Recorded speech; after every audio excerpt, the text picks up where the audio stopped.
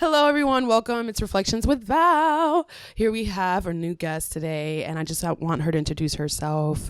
She's right over here. Hi, I'm VQ, a writer, a spoken word artist. I'm also an activist in my community, and a co-founder of the Freedom Fighters group. Yes, which is a collective that I absolutely stand by and love what they do. She's an activist, as she stated, and I love it. You're from Newark, New Jersey, or? Yes, Newark, New Jersey, born and raised, Brick City, homegrown. Hey, that's what's up. So VQ and I guess we've met each other through going through open mics. Yes. Right.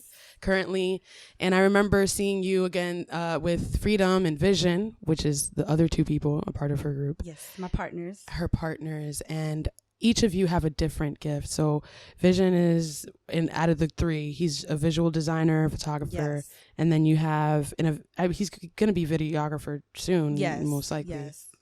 And then Freedom is an artist, and he also does visual design. Yes. So you have those three. Yes. And what is the purpose of Freedom Fighters for those who don't know? So the purpose was we wanted to have a platform to combine art, activism, and entertainment to address social issues, to raise awareness, and also for artists in our community to get a chance to be able to share their work and share their art. With a purpose behind it. So it's been so fun. Oh my gosh. Yeah. It's been so fun. I didn't know, I started going to the open mic scenes last year. So I'm like very new to the whole scene. And that's kind of what inspired us to do what we break off and did what we did. So the breaking off, you guys had your own events as well. Yeah. So our first event, I guess I should bring it back to like how we even got there. So I was part of the Newark Water Collation. So that's a group that was formed by two very good friends of mine to address the Newark water crisis. I don't know if you heard about it or where. It's been going around. For those who don't know, the Newark Water Collision, you guys do have a page. Yes, Clean Water for Newark. So follow that, support that, because I don't know if people know, but I'm sure VQ can keep us informed. So on what's going on with the water right now and why you guys started this. Right. So the lead levels in our water were actually higher than Flint, Michigan's, but nobody knew about this. Like it was swept under the rug by politicians. So Sarah Burroughs and Anthony Diaz, they came together and they decided, well, we're going to create a group just to raise awareness, make noise about this issue. They were very much into like the political aspect of it, knocking on politicians' doors, like, hey, this is an issue. What are you guys doing about it? And they got a lot of pushback, to be honest. Like there was not a lot of information out there. People were upset that they were, all in the business. But wow. Yeah. When the world can be cold, guys. It's out there. Politics is a nasty, nasty business. That's all I can say about that. Right. And so at first it was more of knocking on people's doors, giving out accurate information as to what was in the water. There was this narrative of, hey, boil the lead out the water, which is a dangerous thing to tell people to do because boiling actually condenses the concentration of lead in the water. So it was like, okay, let's give out accurate information that's going to help people, and then let's get something done. So one of the biggest things, I think the turning point for them is when the VMAs came to Newark. Ooh. I know y'all remember that, right? Like we never had the VMAs come to our neighborhood, so it was this big thing, and very genius idea of them to say, well, we have media going to be there. There's going to be hundreds and thousands of people there. Let's show up. And let's make noise. Yeah. So that's what we did. And so many people showed up and showed out. I mean, we were out there for hours. The police were on horses. They were trying to push us back. I mean, we did have to break through some barricades. But you guys were on a mission, and we were on a mission, and we were not backing down. Wow. They didn't know we were coming. So we definitely caught them by surprise, and it got so much media attention after that. Wow. So you guys actually take time out of your day to make it a point to come out and stand up. That's what works. Like, there's so much power in the people. And I think that society and the higher ups have done such a great job at making us feel powerless that we forget that there is. You're giving me goosebumps. I know, right? We're just so much more powerful when we come together, and not focus on the differences too much. But again, it was so impactful. So many people came out, and even people who didn't know what was going on kind of just like started joining us midway, like figuring it out. Even party goers who were dressed for the VMAs were kind of like first taken aback because it's just a group of people yelling about. Yes. So at first they were very scared. People just started running until they figured out, like, hey, like, we're just here to, do you guys know, like, you're in our city, do you know what's going on here? Did they tell you when you came here that you shouldn't drink the water? No, they had plenty of good clean water for them, for these outsiders, totally neglecting the people who live in this city. So we got a lot of attention from there, and a few months later they were digging up the streets. So we are like, from that, so much has come from it. Yeah. So much good has come from it. Because of lead being in the water, like, what are the side effects or these causes over time? Like, what led drinking and consuming this? Is this really something that... Yeah. It has a lot of physical and mental effects to it, especially in a younger developing body. So the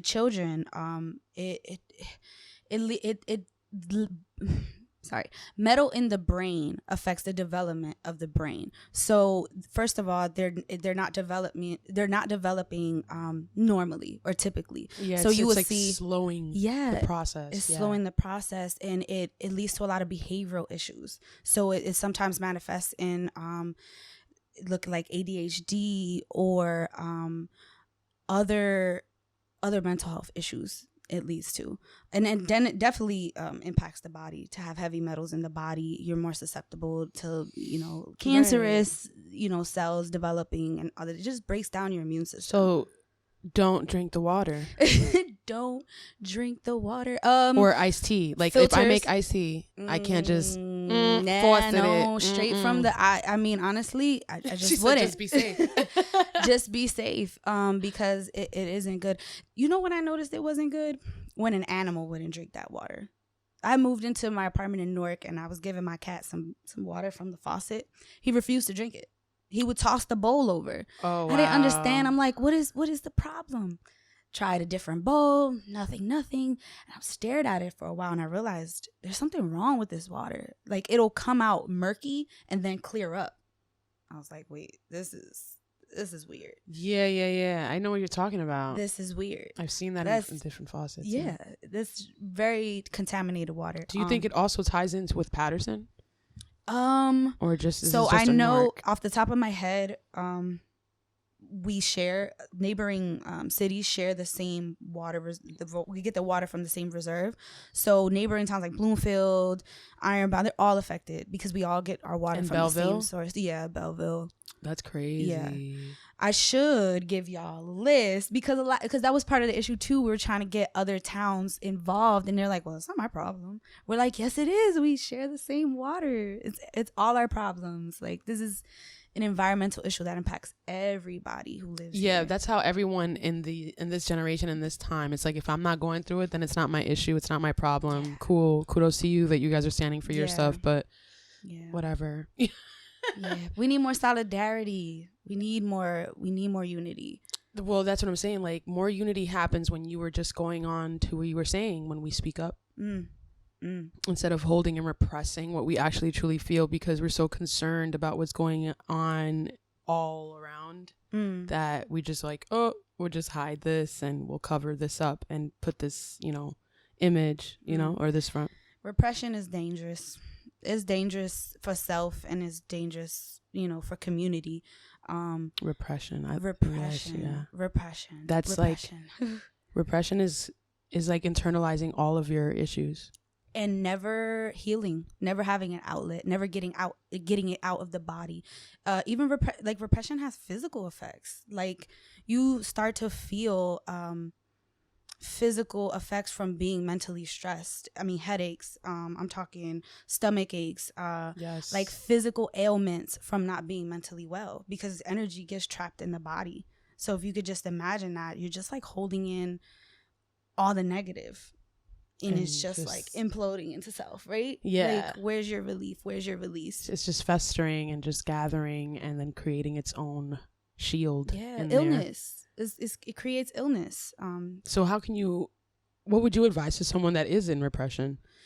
Or put my mental health hat on.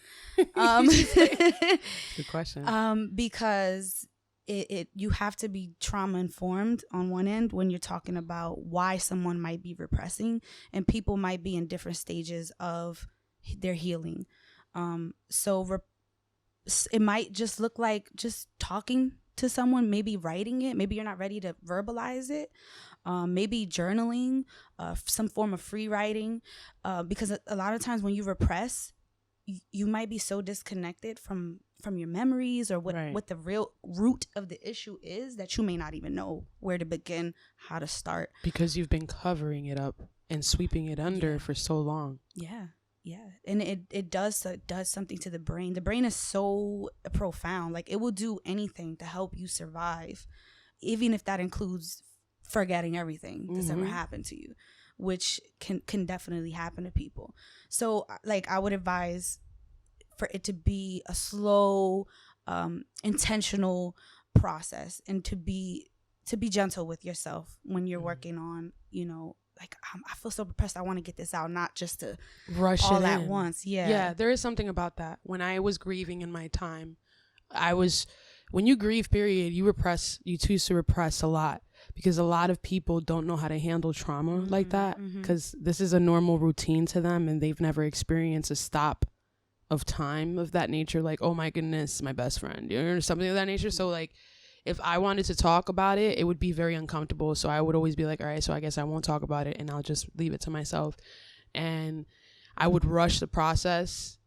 I would get frustrated and project outward when I would do that, though. So rushing the process in the midst of you healing, it's just if you don't notice it or realize it, because it's something that you have to kind of be self-aware of in the same time, like you said. But if you're not, and you're always constantly getting frustrated, you're just gonna go back to where you're comfortable at, whatever it is, by sweeping it under the rug. You know what I mean? And just move it up, keep it moving. Yeah, it's important. Like you mentioned, awareness, that self-awareness component is such a big factor in being able to heal. But it's hard. It's hard to be self-aware, because you got to be real with yourself. And a lot of people are not real with others and not real with themselves. And it takes a lot to look within and be real and say, you got this going on. You need to work on it.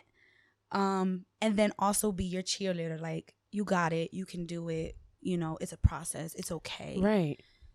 There's some people who I know, I've come across men and women both that can't see their flaw or anything, but I feel like it's very more common mostly around women. I feel like women tend to always hide their flaws to a point, like internally, to a point where they fit an image of what they think this is the common generational thing right now. Like, we have women now at 15 years old, which one of my friends, she's a high school teacher, and she was just astounded by this. She said that she heard like little 12, 13-year-old girls talking about getting their bodies done already. Ooh, that hurts. These are deep repressions, because we want to be beautiful. We want to fit this part. And we think that by only fitting this part, because we've seen Instagram and we've seen all these posts, we've seen Kim Kardashians and all these people with these perfect bodies, that now we are trying to fit to that. Right. Instead of just looking in our mirror and saying, you know what? I may not have this body or this ideal post, but this is who I am. And I feel like we don't have those many moments. We don't, but look at society. Look at there's pressures. This is something I get so worked up about. But if you look at society, even advertisement, right? If you look at that, the 1920s, I did a collage on sexism in an advertisement in America, and they were terrible. Yeah. You know, you have ads where the depicting the woman as a rug and the guy's just kind of like stepping on her head, or just as objects, just as sexual objects, right? Oh wow! Like all the way in the 1920s. Like, in the I could show you. Okay, Yes. These ads were just ridiculous. Or it was a shoe one. There was one for shoes, like, you know, put her right where she belongs, and then it's just a woman's head like under his shoe. So it is kind of like it's engraved in us. It is engraved in us. Society tells us that sex sells constantly.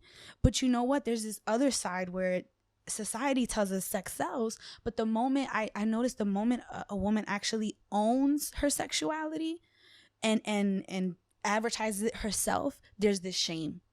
Now people are shaming her. Yeah. For the image that you guys demand all the time. Come on out. You know what I'm saying? You guys demand this all the time. But then when a woman's finally like, you know what? You know, this is my body. I own it. I can do what I want with it. This is what I'm going to make money. Oh, that's shameful. She's a whore. She's like, what kind of, and it's very confusing. It's confusing as hell for a female growing up in this kind of like mixed message society. And I hear you when you say like these younger girls are talking about getting their bodies done, because I have seen that more and more, and I'm just like, oh, what are we doing that we're not uplifting these girls and telling them like to be okay with who they are already, or that there are natural ways, or that just naturally at 12 you might be a little chubby because puberty hasn't hit yet. Yeah, it's no, okay. I hear you. You know, like it's okay.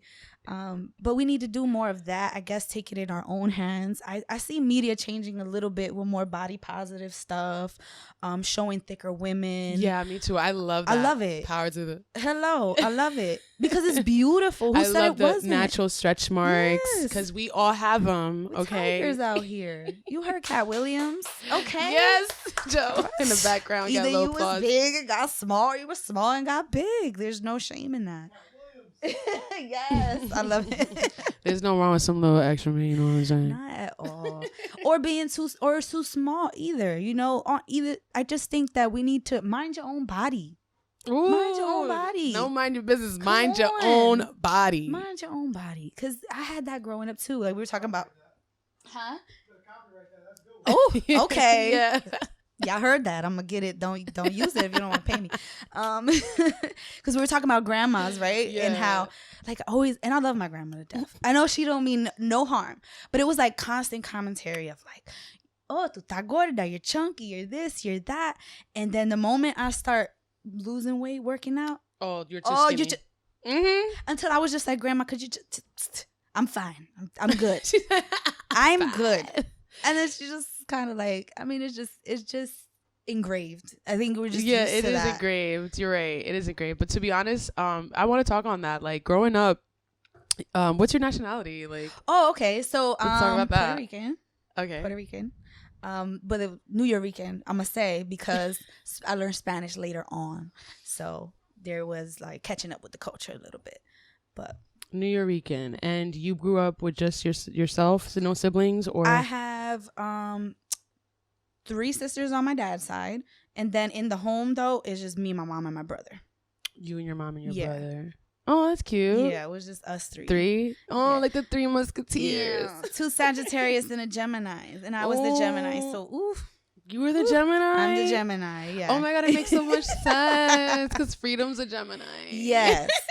Freedom's a Gemini. He's also actually like a brother to me. I've known him for like over 7 years now. So yeah. So how you? Oh, there's history there. She's like, trust me, I know. So you are the youngest out of the 3, or where are you placed? Out of my siblings or my siblings. brothers? I am the oldest girl, My brother's the eldest out of all my parents' kids. I'm the eldest girl. And then my 2 sisters are like 5 and 10 years younger than me. Yeah. So then let's talk about this. You said that you had this whole weight loss situation. Oh, yeah. So you were always, since you could remember, since you was a little girl, were you always struggling with this? Or this was just something that you grew up in puberty and then that was something that was a struggle? Like, I would say for as long as I can remember, like even my nickname, Miss Piggy, like I would be called Miss Piggy within the household. And again, like I don't think anyone meant any malice, but it definitely bothered me. It's definitely something that I struggled with. At 10 years old is when I was kind of like the chunky phase. Okay. And I would just wear sweaters and always cover up. I had a thing about my arms. I never wanted to show them. I was very insecure. Like at one point I played soccer, and then I like quit midway because of like insecurities of running and just being big. Like it stopped me from doing a lot of things. What do you mean? Like when you run and you're big, you feel like everyone can see you moving, the jiggles and stuff. You're just very hyper vigilant about how your body looks. Wow. To be honest, and it just was always something I was thinking about. And then I realized, and then I got older, I kind of thinned out, but the way I looked at myself never changed. So even though my body changed, right, I still perceived myself as the chunky girl, hide, cover up. So it took me a long time to even be okay with my body, even when it had changed. Oh my goodness, you're literally, I agree with you with all the stories, like really tying together. Yeah. This is why I wanted to have you on, because I knew you would be open about it. Oh yeah, let me know if I'm TMI, because I love it. I did a lot of repression, growing up, and so I reached a point of adulthood where I was like, no more. What age was that? That I decided, like, this whole repression of years, and then you got to that moment. I'm gonna say the profound 2014. It was like, I'll just say that's my rebirth, because just so much happened that year that it was just like overwhelming, and I had to really sit and just realize where my head was at and things I needed to change because I was not happy. Which this repression eventually caused you to dress, like you said, the way you did to cover up. It affected everything, my self-esteem, mm-hmm. How I would talk about myself, how I would dress, and then even then, as I got older, I didn't wear my first 2-piece till like, I'm gonna say like two years ago. Oh, wow. and I just want to applaud to that. Yes. Thank you, because I was just like, I was so tired of thinking about it. It would annoy me. I would get angry, but then there was like no fix, and I'm like, what do I do to really actually feel confident though? Because I could fake it. I could say, all right, I don't care, but then part of me is still bothered. So you really have to dig deep to the core issue of why you don't love yourself or why you don't feel good about yourself. But this is another thing, like in these years of repression from till that 2014, did you ever have an outlet to try to help, or you didn't even think of that until 2014? Like, did you to be honest, the coping skills weren't there. Okay. I didn't have the supports that one should have in place. I think it's so important to have a good support system as one of the most important factors of good mental wellness, is having people around you who are gonna say positive things to you, right? Who are gonna motivate you maybe to be active, who are going to show you how to change your diet. If you don't have any example, you're never going to know. You won't even recognize that the way you've been living is a problem. Yeah. You know what I'm saying? It becomes normalized. I agree with you. Yeah. That's how trauma becomes normalized, right? Like we see these things, and it isn't until I see an example of something different that I'm like, oh, so this is not regular. People not out here just, okay. Let me try some of that then. But that's why people need to know behavior is learned. Right. Behavior is learned. That's why role models are so important. That's why what you see in the media, imagery is so important. So in those times, you had a role model? In those times, I had good, solid friend around me. I say friend is not really plural because you have, I I had some not so great friends as well. In the circle. You know Talk about it. People who don't really wish you well, but kind of like something about you, so they stick around you. And they want to benefit off that. The vampires, the energy vampires. Yes, the energy vampires, yes. They are real. Okay, and they come out night, day. It don't even matter.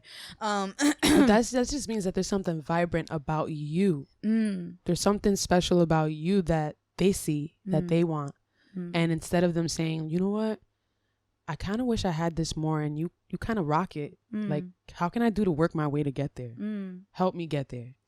And instead of just saying that, we make it a thing, and we just repress, make our own story, and now we trying to feed and benefit off that energy, and now write some notes and see, watch, right. And it's like, you don't go anywhere with that. You really don't. We could have built together. You could have complimented me, and I could have complimented you. Instead, I don't know, I'm just sensitive to energies. Like, I've always been kind of an empath.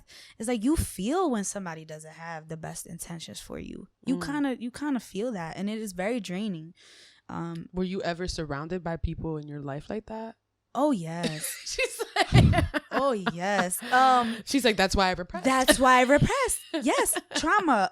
A lot of I'll just get to it.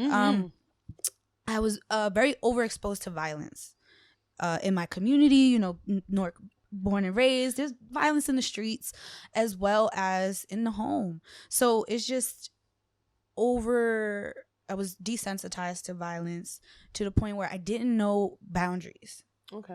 What boundaries are there? What is a violation? I don't know, because I see people say something they didn't like, somebody smacking their head off, and then the next day they're back like nothing happened. It's very toxic. It's very confusing for a kid seeing that, because you don't know how to set the standards for how people should treat you. Right.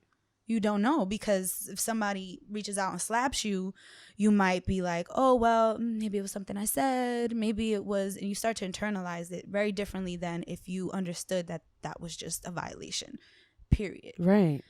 So it was very hard for me, and I let a lot of people in, talking about, you know, as far as intimate partners as well as friends and people I was around who were just not not doing good things. Yeah, that's the same thing with me. Like, in my years of repression, because of the grief, because of my abandonment issues, that was the root. You see what I'm talking about? I feel you on that. I had to get down. Like, I always put distractions. I'm like, oh my God, I'm stressed out about this guy. Oh my God, I don't understand him. Blah, blah, blah, blah. But that's because I was trying to find a fill and an escape from the feeling he gave me, which was, I didn't feel lonely around him. I didn't feel like I needed to work on myself, and it was easier. You know, I felt loved, and that's all I wanted. All my inner child wanted was to feel loved, supported, and to have that father and mother that I didn't have. But when you adult and you grow into your healing place, let me tell you, it is different. It is different. And then you become like, it's no one's job. It is my job. And I have to now take heed and fix my issues and fix my part and make sure that I don't bring this baggage into my relationship. Because that's exactly what we did in those years of repression. I allowed this person in, that person in, and then when I had high expectations, they disappointed me, and I was crying and blase. And so did you find yourself lowering your expectations a bit? Right now, I'm trying to get to that. I'm actually at that level. Like, I now expect the worst out of people. Balance. Instead of, I literally, I'm trying to balance it. I'm trying to expect the worst now, because I have high expectations, and I always tend to see the good in people. Like, which is beautiful. That's a beautiful trait. No matter how bad a person is, like, I always try to see it as, I want to understand you. I want to know why you got to this place. I want to know. And, you know, this is why I didn't want to be a psychiatrist, because I said there's only certain people I can do this for. I'm not going to be able to, like, know why a pedophile is a pedophile. You know, I don't want to know. It's a blurry line. It's a blurry, and that's a little intense. So for that, I'm not going to do. But for other people, I don't know. I just always see the good in people. And I still would see the good in the pedophile, which is crazy to me. Like, because maybe that pedophile, like R. Kelly with the whole situation, which we clearly I have blocked him out. I said no after I saw the R. Kelly documentary. And for those who have not seen it, I really, really strongly recommend you to watch it. But after hearing like his childhood story, I could understand why he's thinking that this is normal. Right. And I think it's important to have the understanding, not necessarily that you agree with pedophilia, not necessarily that you agree with his actions, but just on a human level, that is exactly what empathy is. It's just to understand. It's not an excuse. There's no excuse at all for the behavior. It's just an explanation. It's just, I just want to try to understand, I want to try to get why he did it. And if you're dealing, like you said, with how you were upbringing, and your upbringing was in violence, his was in sexuality everywhere. Exactly. So and we tend to emulate those behaviors. And typically children who are abused in their childhood either grow up to be abusers. Yeah. That's kind of like how the cycle of violence goes, because they felt so powerless as children. It kind of manifests into adulthood, and can sometimes look like that. Right. So then in 2014, when you finally said, okay, this is exactly what I was doing. I was finding escape from this person, that person, this person. And you had that to yourself. Now, what was your next step? Did you find your craft? Like, when did your poetry writing come into play? That's what I want. Okay. So the poetry and writing, that was something that's always been in me since a very young age. I mean, my mom was like, you were always like just like a kind of a mature child, like a very sassy, sarcastic, like say very like profound things. I would question authority. I would question things all the time. So it was always writing. I could say as far back I'm a memory hoarder, so I have like diaries and things I've written at like 7 years old in my little scrabble. Oh, wow, that's beautiful. I wish I did that. I wish. 7-year-old me was like, this is gonna be important someday. I don't know. And I held on for like 22 years. Like, I don't know so what cute. Brain I had that I was like, you're gonna look back at this and it's gonna be profound to you one day. But I did. I have poetry, short stories that I written when I was young, and it was always something I did. I would get like awards for literacy in school, and teachers always, my writing teachers always told me like, you should publish, you should keep writing. So it was always something I just loved doing. And it became like, it was a outlet, right? An escape. Oh yeah. And to see the trajectory of the style of and the content of what I used to write, and how it's changed over the years based on everything I've been through, and how my frame of mind has changed, and it's just beautiful to see that. Right. Do you remember your first poetry piece? My first one, I mean, like in my bag, I probably have like this. A lot of it was very dark, to be honest. My mom was like, "You're my little dark child." I would write like these. I am nothing, like the air. Like, it was just so dramatic and dark. But it says something to like maybe what I was going through at that age, which I don't have all the memories for because of trauma. So it was just my way too of like being able to go back and figure out who she was, because I'm not her anymore.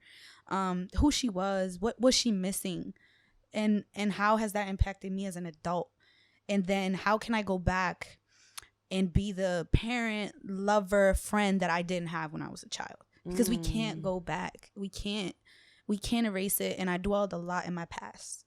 And I had to get to the point where, okay, like, I'm tired of reliving. How can I move forward? Because this is that baggage you were saying. I kept bringing it into every new connection. Wow. Every new connection, the distrust, the violence. Like, it was just wow. Continuing.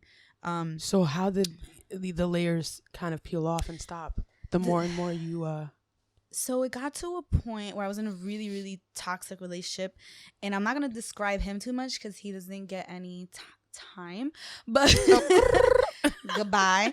But I was in a very toxic relationship from at a pivotal point in my life, from 16 to 22. It was 2 relationships back to back. So it was a good 5-6 years, where we have a lot of developing going on in our brains and our bodies, where I was in a very toxic relationships. I'm talking about on all levels. Dang. Mentally, physically, emotionally, financially abusive. And so the last relationship was so different from the first one in that he was outwardly affectionate, and he seemed to put me on a pedestal. He seemed to give me attention I didn't get from the first one. So I was really smitten by that because I was getting all the things that I didn't get before. And so now I was just like, now I was overly dependent on him to make me feel good. Where it was literally he had the power to control my day. Because if he didn't make me feel good, then there was no one else who could. Oh, you know what I'm saying? I know exactly what you're talking about. That's deep. And then it became a cycle of abuse because he had alcohol issues, and there were other things going on. And I think that was like my lowest point. That's when I gained the weight. So I would say that's when I gained my weight, when I reached 200 pounds. At 5 feet, I'm tiny, so 200 pounds is pretty heavy, and I wasn't seeing it. I was just so involved and like distracted by our relationship that I didn't see it. And it was like literally from day to night where I just woke up and I went in my closet and tried to put on an outfit and nothing fit, and I just like broke down. Like I just broke down crying, like, oh my God, like how did I get here? Like I'm huge. And then it like blew my mind, like I wasn't always huge, oh my God. And then I didn't enjoy when I wasn't huge, so it was just like it like all came crashing down on me. And then I had to get surgery on my ankles, so on both sides, cut into, so I couldn't walk for 6 months. And that was because of the situation, or because you just kind of tripped or something? It was an injury that I had sustained that gotten worse over time. So it was unrelated to any physical abuse that he had done, but it was a very hard time. I had graduated college and knew that I was getting surgery, and so I wouldn't be able to get a job, and so I was I was very depressed, and so I was dependent on him to kind of help me through it, but he was not there for me at all. I think he lasted maybe like a week into my surgery of helping me before we actually split. Bro, that is not a man. I'm sorry. After I helped him in the hospital, he was in the hospital for a month, and so of course. But I think I needed that, and it is sad to say that, but I was just so lost and not loving myself that that probably could have gone on forever, and I needed something to like shake me awake. Like everyone has their own spiritual beliefs, but I feel like God was like, girl, you're not getting it. Like I'm giving you all the signs. It's clear. Yeah, for real. It's clear. This man is horrendous. Like what is it gonna take? And it really took me to hit rock bottom to realize, and at first, I'm sitting in my house. I'm 200 pounds. I can't walk. Can't get a job. He's gone. I'm feeling pitiful. Okay, it started with the woe is me. Why me? Why me? And then I realized, you know what? Like, this is a blessing, because he was not great at all. He would have kept me down. And he was a terrible person. So, okay, this might be, this is a lesson. Okay. And then instead of why me, I started to think, God or the higher power, like, just thank you for these lessons. And once that changed, my energy changed, my mindset changed, everything completely, the trajectory of my life was completely different. It went from just this dark space to light, positivity, hope, and the desire to be well. For yourself and not needing someone else to fulfill that. Right. Not for anybody else. It was just for me. Because if I didn't, who was going to pick me up? I was at my lowest point. Who was going to pick me up? It was left with no options. She's like, I'm not going to go to my mom or dad. I was left with no options. Because no one could pick you up. No one knows you the way you know you. So again, like, it is that self-awareness journey is hard and it's rough, but it's necessary. It's needed because you have to learn you. Yes. You have to learn to love you. And there are parts of you you're not going to like. That's okay. And there's a parts of you that you might like, but kind of like repressed because of how other people are going to perceive you and all these things. That's so true. It's too much. It's too much. And it was funny because people who know me are like, what? You always had this persona of like, I don't give a fuck. And I really did. I'm like, I really did. I do. But then there was always this push and pull with that insecure me. Yeah. And I had to live with her. So, I felt that more often than people would see. But you seem so confident. I don't get it. I don't see it. And I'm like, there's a disconnect. Oh, there's a disconnect. Yeah, it's always the people who are always smiling. They always say that they have the deepest, the greatest hearts, and their hearts have been broken the most. Is the truth. Because we're ready. Like, oh, you need that? Okay, we're right here. I know. I feel your pain, and I know what could maybe ease that if you want some. And I think that's part of why I openly share so much. Just because maybe if someone hears my story and they can relate to it, same, or they think, oh my gosh, maybe now I can share because I'm inspired, or I can, whatever it does. Like, that's just why I feel like talking about it is so important. Because of that repression. Like, let's just talk about it. If you can, if you're willing, talk about it. Yeah, that's what I'm saying. You guys have to talk about it. That's the first step.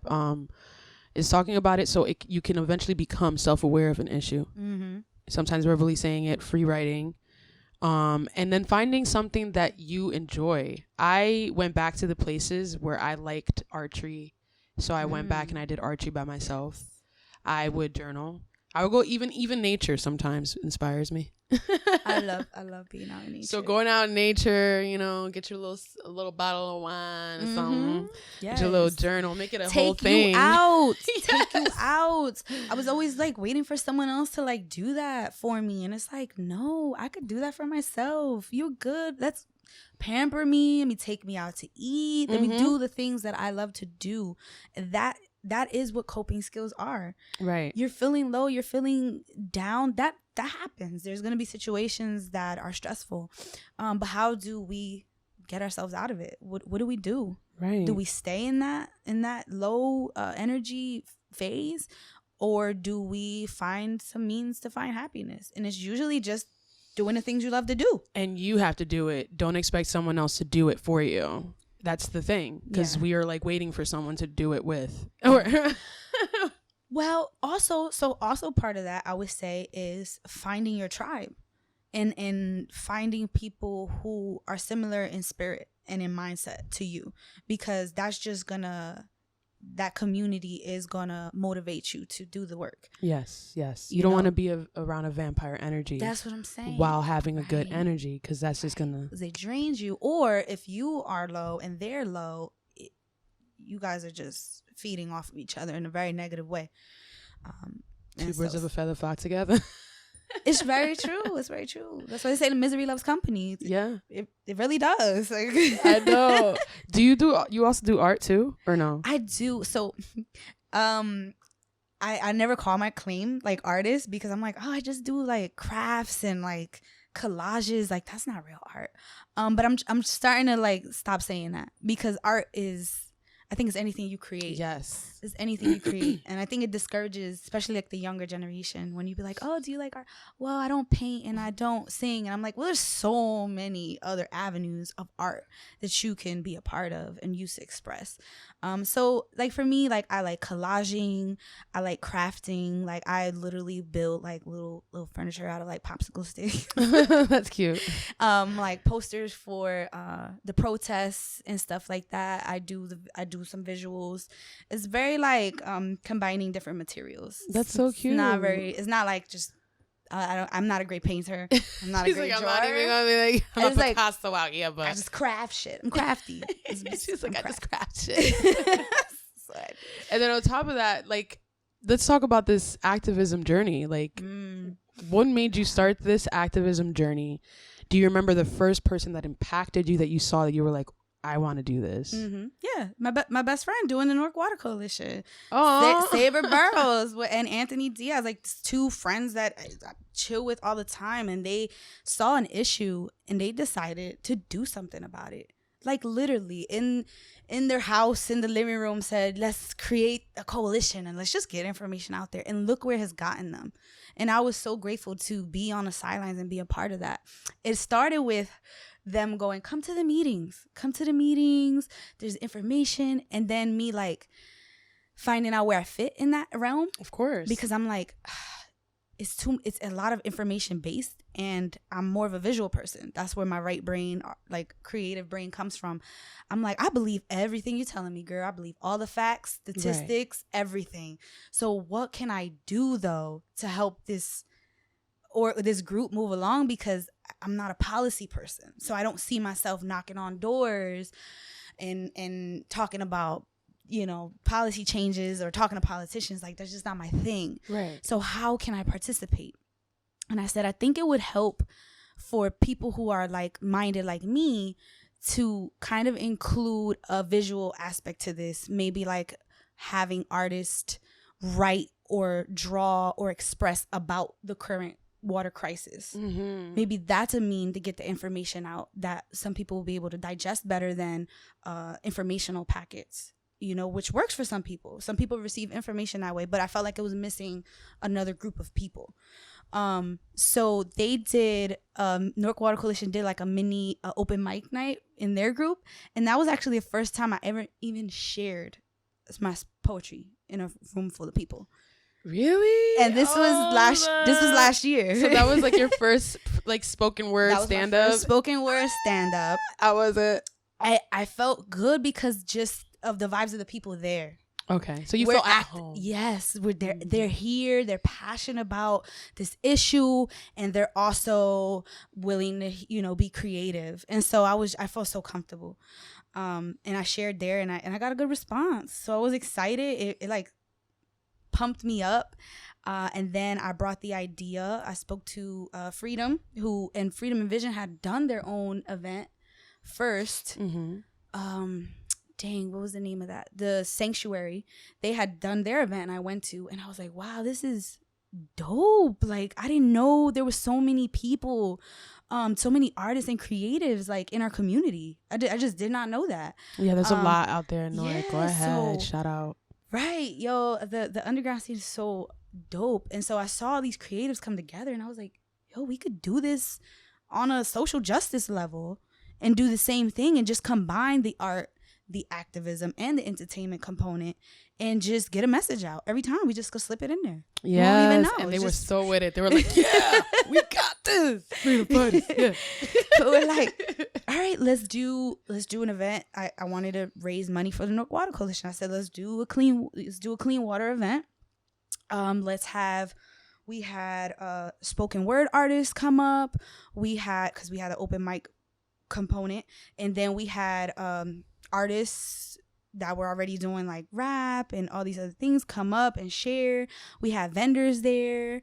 We had visual artists all along the walls. They filled up the room with their walls. So it was just like one space where just all this creativity came together.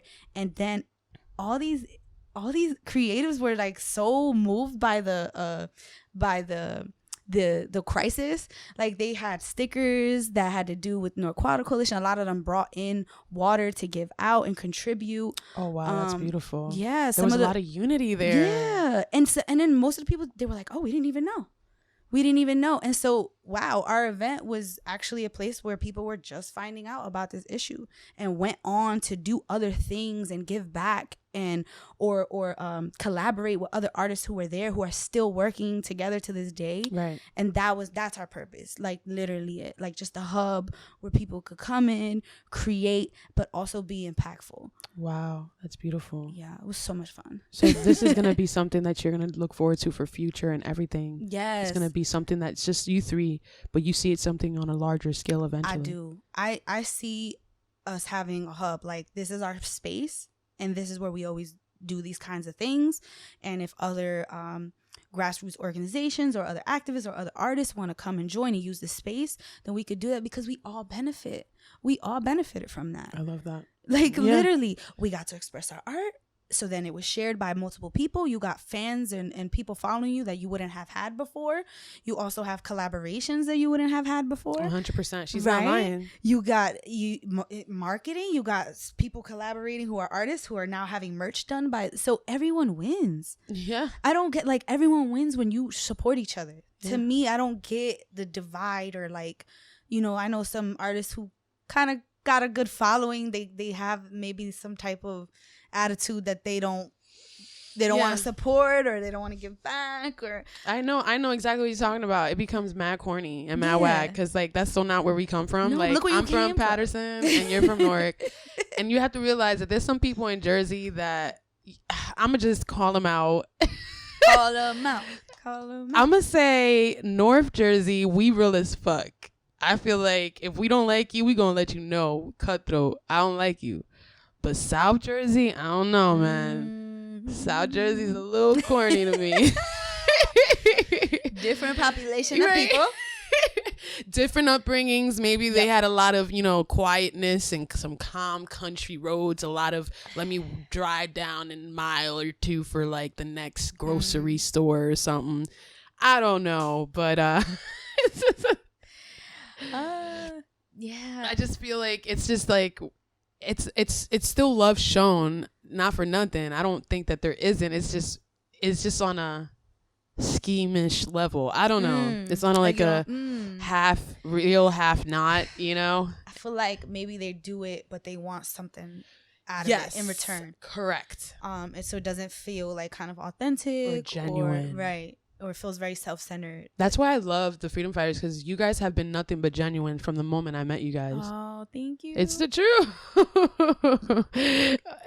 Oh, thank you. No, we like to. We pride ourselves on being humble. Like we're creatives ourselves, so we're just like so excited to even be able to share our work that we're like, we assume everyone feels the same. We assume everyone's digging an opportunity to be able to express, and so like that's it. We're not like, I don't think we're thinking about it to like use it to over advertise our own stuff. Like we view it like everyone's equal. And like we can build and learn off each other. Yeah, I love it. So now, growing up in all these things in life, you got poetry, you got, you know, all this going on. You have art. I'm a mixed bag. So when did in a time when you were going through all these repressions and healing and self-awareness, did you ever have music that helped you get out of these areas or these hurdles? A song specifically that you went through or always went to? Okay, so I'm like stuck in like the 90s, 2000s music. I really don't even know artists. I'm gonna be real. I like songs. Yes. I don't really like. I'm not like music head. I'm not a music head when it comes to that, and I'm like not celebrity crazy. So I like it. You know what I mean? Like I just like songs. But like T.I. Get Back Up.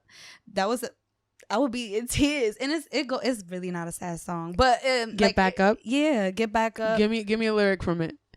That one that you would know. I know you know it. When they knock you down, you gotta get back up. I gotta hear it to get the lyrics up, but it was just like, I guess T.I. was going through some stuff, and he was just like, everybody was hating on him, or like over sharing his personal life, and it was just everyone weighing in with their opinions, and he was just like, F all that. Like, everybody got opinions. Like, let's just get back up and get moving. Just do you. So that was definitely one on repeat. Is there one specifically that always takes you to like your childhood years and you like always get happy? Happy.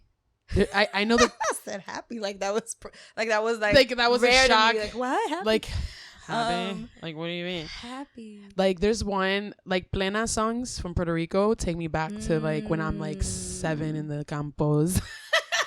What's that song? Even out. I remember those. Right? I don't even know what it means, but those, that's one that definitely brings me back. And of course, you never forget like the 2000 music. So. No, like that's my thing. I'm stuck there. Like, somebody take me out, please. She's like, I don't know what to do. Like, I'm always looking for like new music. I guess it's hard for me to connect with like the new style of some of like the mumble rapping and something. Even the R&B is like, where's the love? in the R&B. She said, I don't feel it. Where'd it go? Like, crying outside my house in the rain. Like, I want that energy. Where did it go? Like, the courting and the romance is, like, gone. Like, even R&B now is very, very sexual. Yes. It's very sexualized. It is. Which is cool, but, like, be subtle and sexy with it. Give me a little something. You get breakup songs, but breakup songs include sex. Yeah. Like, I don't know, Kehlani, I like her, but there's every single's like, all your love is toxic, you know, like, it's just like, you know, we advertising here, like, I don't know. Are you encouraging us to continue in our toxic relationship? Yeah, that's what I'm saying. we need more reflections of, like, healthy relationships. That's what we need. That's why I like this girl named Chica. She goes by Chica, but she is an up and coming hip hop artist, and she kind of reminds me of Rhapsody. Do you know Rhapsody? Yeah. So Rhapsody, you know, she was like the spoken word hip hop artist. For those who don't know and aren't cultured, I'm sorry. Like, she got the culture for you. I don't understand. But yeah, so she's really good. Like, I've been following her since Instagram. You gotta, like, send me her. Yeah. She literally talks about true reflecting and rising up, queen. Like, don't pay mind to the haters. Like, she's always, you know, talking about struggle. Like, very some people that aren't well educated in hip hop would say that she's related to Biggie because she's like a thick girl. She be throwing bars, and like, she got invited to Jay-Z's brunch because that's how much her name was going out, and she had no label sign or nothing. And now she finally got signed to a label and got her first album out last year. I was so happy for her. I said, finally. Yes. Because she's actually a real rapper. Not for nothing, Meg Thee Stallion and Cardi B, like, you guys are good, but it's like there's always sexual, you know, lyrics and something that ties into it. Very characterized, kind of caricature type of vibe. Right. Like, I don't know. It's very female dominance. I feel like, you know, like, you want to ride in this pussy, like, it's which is cool. It's very female dominance. I'm not hating on none of that. If you if you love your pussy, you love your pussy. That's great. By all means, love your vagina. But it's just, we need a variety then. Like, you know what I'm saying? Can we have also, you know, different, because we need that too. We need that. That speaks to women somewhere, right? It does. But what is it saying though? You want to look at, like, are the messages entirely positive? But that's what I'm saying. So, like, sometimes it is positive, but not all the time, and that's what they're known for. But this girl Chica, like, she was even reshared through Cardi B, and she was like, you guys keep on complaining about how I always rap about titties and sex, so how about you guys pay attention to these upcoming rappers I saw that are underneath, and these are true and female. She was shouting out a few. Yeah, and she put the girl that I just told you about, Chica, in it, and I was like, she know the vibes. But like, Cardi know the vibes. See, that's cool. See, that's somebody who's, like, not thinking that she's above or better, or also recognizes that her message is just different, or her style is just different. And she's not shaming herself. She's like, nah, this is my style. Like, yeah, pop your pussy if you want to pop your pussy. But the fact that she was able to shout out other artists who are doing it a little bit differently, that's cool. That's cool. That's what we need more of. I think you and I appreciate good lyricists in the hip hop industry. Definitely. Definitely. With that. Because what are you saying? People talk so much. People talk so often, either to hear themselves speak or to verify that they're alive or something. But it's like, do you listen to yourself? Like, what are you trying to say? What are you trying to get out here? Like, what's the purpose? I'm always looking for a purpose, I guess, an overlying message, like, in anything. So I guess that's what I'm always like, what's the moral of the story? Right. Now, this is another thing too, like, with the healing process and all these crafts you have going on, is there something that kickboxing or boxing has taught you during training that you inquired and took that into your life? Because girl, I just started my kickboxing training and I've just been feel lit, right? Woo! Yes. It's so empowering. I love it. Like, after you know combos, you're like, yes. Like, okay, I'm ready. Like, to be on the money team. Come on, Floyd. It's been one of the best coping skills I've ever developed, to be honest, because, like, coming from a lot of violence, right, it's so easy to get there. And I realized that I was living, my brain was kind of trained to be in fight or flight, which is not a normal state of mind to be in, that's when danger is happening, right? Your body goes to fight or flight so that you could respond accordingly. But when something becomes so normalized, you kind of stay in that you're always at like 90. So anything small can take you to 100. And that's why, anger issues, anger control issues and stuff like that. I was having a lot of issues controlling my anger, to be straightforward. Sadness was something I struggled with because I felt like it was one of the more vulnerable emotions. Right. Therefore weaker. Therefore something I didn't want to feel. Right. So if something made me sad, I would immediately get to anger. Okay. That was a way of immediately get to anger because that felt more powerful. But when you're walking around with that anger chip on your shoulder, you're bound to run into conflicts constantly because you're always triggered. And in that sense, I realized I was so powerless because I'm easily triggered. Every person, that is setting me off has that power over me. So am I really big and bad? Am I really tough? No. It's insecurity. So I said, I need an outlet because I am a very physical person. I was like, I do need an outlet. And actually it started with me going to the gym in 2018. And I was just like, I need to go to the gym and I'm going to splurge and I'm going to get a trainer because I need someone to motivate me. I don't care how much it is. I spent all this money on all these other things. I'm going to invest in myself. Yes. And it was pretty pricey, but I said, it was necessary. I needed what I was really craving. Now that I think about it, was a mentor. Okay. And that's why I said, like, seeking supports or people who are like-minded or who are where you'd want to be and get around them. So you get those vibes, you get that guidance. So I did. I went in the gym and my trainer, who's an amazing trainer. Shout him out. I am Floetic Fitness. Hey. Donnell, he's an amazing trainer. He did boxing and I was like, you do pad work? I always wanted to box. He's like, I mean, we could try. And I started doing some basic pad work with him and it just felt so good. It felt so good to have a sense of control. And then when you get the skill, you realize actually you're less likely to get violent because you're aware of what you can do. You're aware of your space, your surroundings. Right. Yeah. You kind of become more disciplined. I think that's what it is. Yeah. It's a discipline. And it teaches you that discipline. It also teaches you like, this is like being physical with somebody is the last resort, is to defend, to protect yourself. Right. You shouldn't be going around attacking people because somebody says something that you didn't like. Like, obviously, you should question why that upset you so much, why you don't have the coping skills, or what are you missing that you... Yeah, there's some people who don't have coping skills will always resort to antagonizing and hurting other people around them. Just because it's easier to target and blame someone else for your own stuff that you don't want to face. So right now, that's not easy. She's annoying me. She's doing everything that I wish I could do. Let me take it out on her. Absolutely. And at that point, it's like, Hunte, be real with yourself, because now you're just looking crazy. Because all that energy shows too. It shows, and I've had my moments of looking real crazy out here. I will tell you that. I definitely had my moments. And if it's something that doesn't sit well on your spirit, then it needs to be addressed. Like, some people don't mind. They're like, yeah, I pop off. It's what I do. I'm cool with fine. That's you. But it wasn't sitting well on my spirit. It would be later, I'd be like, well, why did I react that way? Why?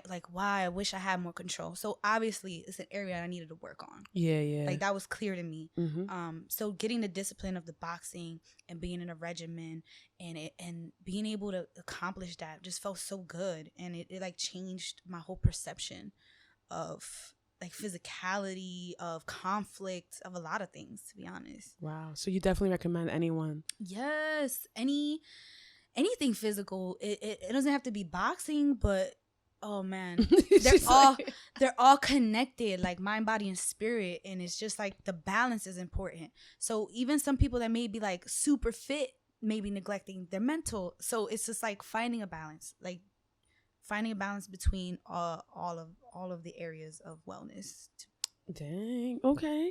So now before we're about to end, but before we go into the two last questions, I just wanted to know is there one thing that you want to advise to someone that has gone through something that you've gone through in life that may be in a dark spot, in a dark area, doesn't know what to do? You know, for audience listening, I always like to let them know that you're not the only ones out there that has gone through verbal, physical, or any kind of abuse, even your own abuse too. Like we sometimes self-sabotage ourselves. So I always tell, you know, my guests, because there's always a new story, you know. Your story is definitely very helpful. I know someone's going to be, shout out to every woman right now that is shout out to the ladies, able to be very open and real about themselves. Because there's this pressure of keeping an image. And I love how VQ and I are not afraid of being transparent, humble, and open. Hot, as my favorite motivational speaker says, humble, open, and transparent. Hey, right? I like it. He says we're being hot.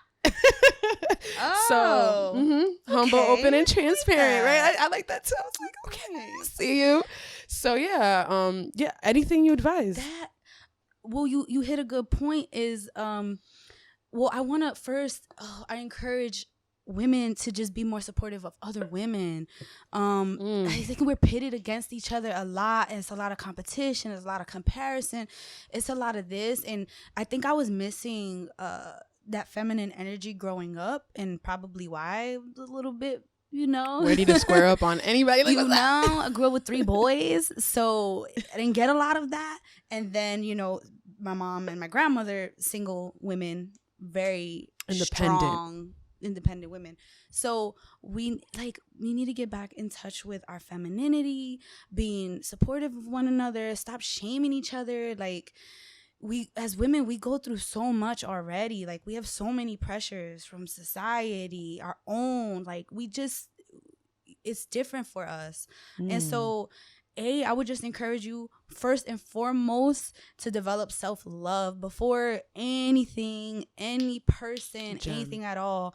You have to learn yourself so that you're able to tell people how you want to be treated. Like, that's the only way to get what you need, because if you don't know, then people are going to kind of just do what they want with you. Yes. You know what I'm saying? And that's an ugly narrative for a woman to hear. Like, just do what you want with me, because it's kind of indicative to that rape culture and the idea that we don't own our bodies, you know? And I just hate that narrative. Yeah. So a lot more self-love. Take the time to sit with yourself, to do the things you enjoy. Find out what it is that makes you happy, that makes you feel good, and do more of that. Yes. Like, at the core, that's really what it is. And then when you open yourself up to that energy, you're going to attract similar energy. That's just like how universal energies work. Word. Don't stress on the distractions and the irrelevance, and just continue doing. Don't be scared to cut a mofo out. You need to cut it. Cut it. Girl, you need to. I'm telling you. These get too high. Yes. Meter. Self-awareness. Yes. Self-awareness. But it's hard, but it's possible. It is hard. It's really hard. So going to now future, right? We have all of 2020 and 2021. So is there any upcoming things that freedom fighters are working on, or the water collision? Like, is there anything that we should be, on the lookout? There's so much going on. I feel like I don't even know how to pin it all down, because I am kind of scatterbrained and I do a lot of different things. So we're currently working on building the actual pages, because we did these events and we had no platform. We did it from our own social medias and got people out there, got a good following. So now it's building the actual platform where people will be able to go and see what we're up to, and work on that. As far as events, that's also out of Corona threw everybody through a loop. And as far as events, it's kind of difficult, but hopefully we could get past this hump. And then personally, I've submitted a few things for consideration for publishing. Yay. I want to do more writing, because that's just what I love to do. That's at the core of my soul work. So I'm going to be focusing more on that. And then have a lot of activism stuff going on right now that's kind of like holding my attention. So I kind of feel stuck until I get past that. I'm working on the next thing. But very briefly, I just want to mention that, let me put my professional hat on. So I work for Rutgers for Children's Mobile Response. We are a crisis team. Mental, we're 24/7. So if a family or youth is in crisis, we just dispatch to the homes and we provide them with any resources they may need. We can link them. We could put an in-home therapist in the home. We can link them to resources in the community.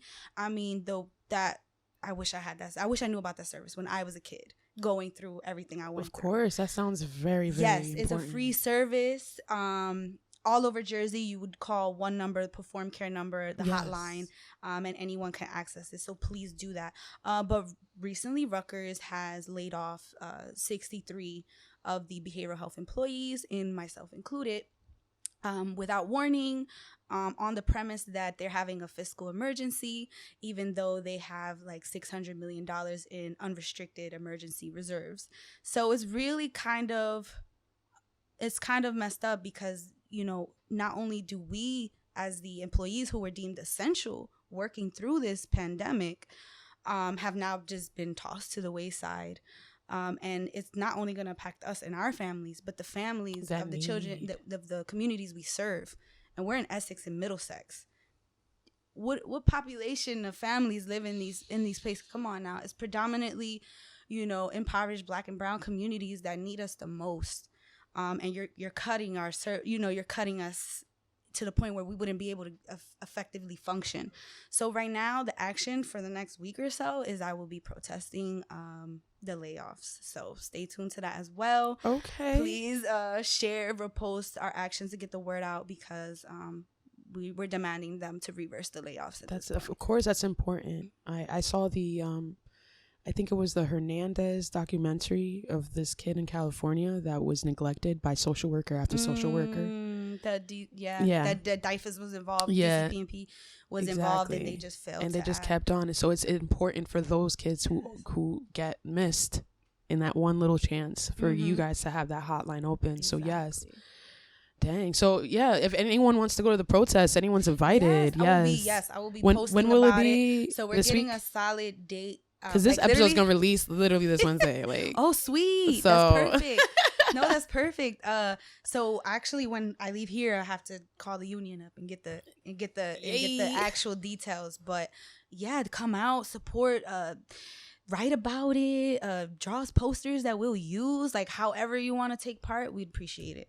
Definitely. Okay. So yeah, thank you for coming on. Oh my God, I appreciate it. It's great. I feel like I was literally listening to my therapist. She drops straight gems. That's what I do. I need to have her on more often. Okay. You're gonna definitely see me at an event if she does host one with the Freedom Fighters. I support them all the way, and I think you guys should support them too. I love supporting people who are genuine, who are real, and who are about a mission and making that very possible. It has nothing to do with self. It has everything to do to outpour into the communities, to help and to heal others. And I think you guys definitely display that as a team. So that feels so good to hear. Thank you. You're welcome. It does. It feels good. You're welcome. But yes, thank you guys for tuning in on another episode of Reflections with Val. And tune in. Okay, you can follow me on Reflections with Val at SoundCloud, Spotify, all that good stuff. Even the podcast Apple app. And then, of course, me under IG with his soulfully_Val. Thank you. Oh, Slaughter Sanity. Oh, yes. Slaughter Sanity. Yes. I know. It's an interesting name. Slaughter Sanity spelled grammatically correct. That's my Instagram. It is. You better follow her on Instagram and support her. And then Freedom Fighters as well. And then Vision Graphics. And then the other one. Freedom_of_righteousness_. And then the water collision page. Clean water for Newark. You got it. Linked. We out. Peace.